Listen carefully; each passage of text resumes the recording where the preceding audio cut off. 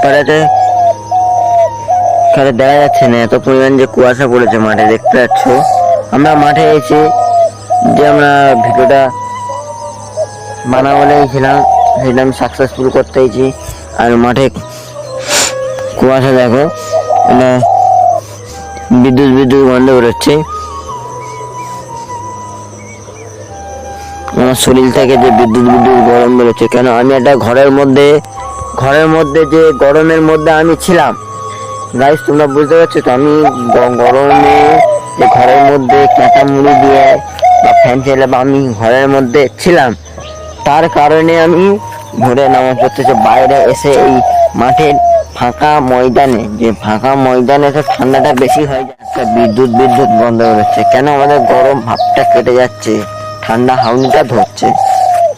তা এখন ঠান্ডা মোটামুটি তো দেখতে পাচ্ছ ঠান্ডায় পড়েছে। আবার কিরম দেখাবো গাইস তোমাদের জন্য, দেখো কুয়াশার এপার তো ওপারে যে আমাদের পৈলেন পাড়া গোলাবাড়ি মাঠে দেখা যেত, আমি জুম করে দেখাই। এইবার তো এইবারে পৈলেন পাড়া গোলাবাড়ি সব দেখা যেত, এখন সেটা দেখা যাচ্ছে না। তার মানে কুয়াশাটা কেন পড়েছো গাইস, কুয়াশাটা কেন পড়েছে আপনারা জানো তো। আমরা জন্য বারবার বলছি, অনুরোধ করে, এটাই হলো আল্লাহ দুয়াই হচ্ছে না। শীত আল্লাহ যদি চায় শীত দেবে না, এটা আল্লাহ দুয়াই।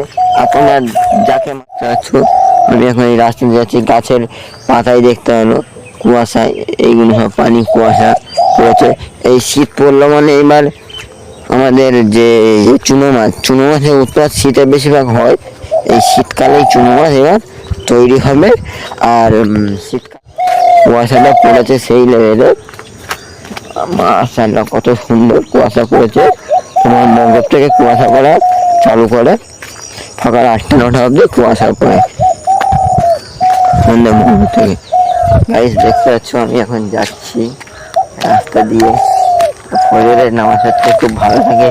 কেন মুনাফিকদের নাকের দুর্গন্ধ সেটা মেশে না। আমাদের যে মুনাফিকদের নাকের দুর্গন্ধ মেশে না, ফজরটা নিরিবিলি নিস্তব্ধ, কত তোমার রাস্তা দিয়ে দেখাই। আমি যাচ্ছি, এই বড় মসজিদ দেখতে পাচ্ছ, এই বড় মসজিদে নামাজ পড়েছে, এই বড় মসজিদে নামাজ পড়েছে।